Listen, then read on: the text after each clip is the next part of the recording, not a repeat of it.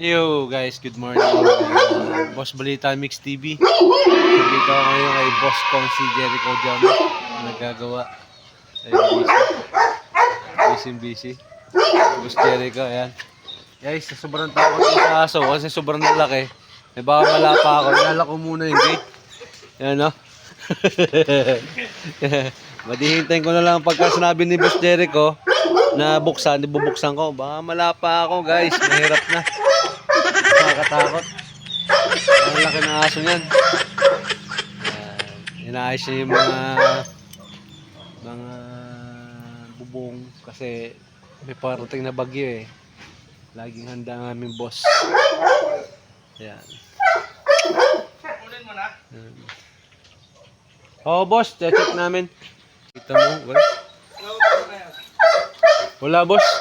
Hindi ako makapasok. Itong lalaki ng aso. Mga panga na lang yan, titigas. Hindi ka naman pumasok.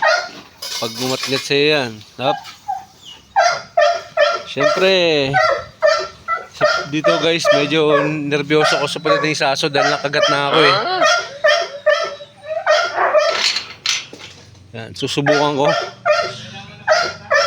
Tatanggalin ko ang takot para makita ko ang mga alaga ng aking boss. Yeah, boy. Oh, lalaki oh.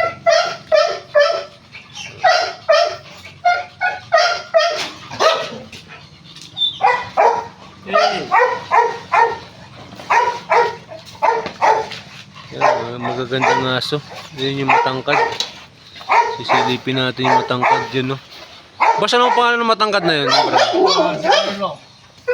Anong tawag sa asong yun? Doberman.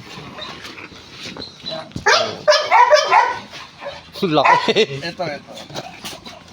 Ito isa. Dito ako mas takot kasi malaki pa sa bata. Oh! Nakatali yan. Yan oh. Oh, laki ah. Sadyang ano eh. Woo! Sadyang pag-una kagat. Buntis. Ayo, bibigyan pala ako ng aso ni boss. Ano? Anak.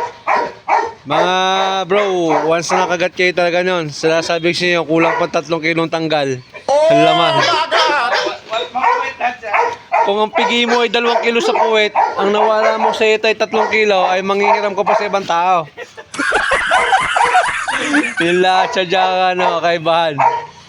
Ba't yan? Akong asong matapang. Alabas mo na wat, medyo alam mo na. Baka gumawa ng paraan yung mga makatanggal ang tali. Yan guys. Tara niya. Pet lover kasi si Boss Consi Jericho Kojamat. Ultimo pusa, meron siyang laga. Ayan. Parang pinaka-shelter na yan, mga naliligaw na pusa. Ayan. Inaalagaan niya. Ganun siya ganun siya magmahal sa mga hayop. Pet lover. Ayan, mga mga pag-alaga ng pusa siguro na kikita niya sa mga daan, kinukuha niya. Kakaawa naman din. Yan ang kagandahan dyan. Busy oh. Okay guys, update ko na lang kayo mamaya kung ano man ang ang mapag-uusapan dahil nga may workout kami ng 3 PM sa Balsihay para sa preparation sa darating na interbarangay. See you guys. Yan, ang Boss Jericho namin.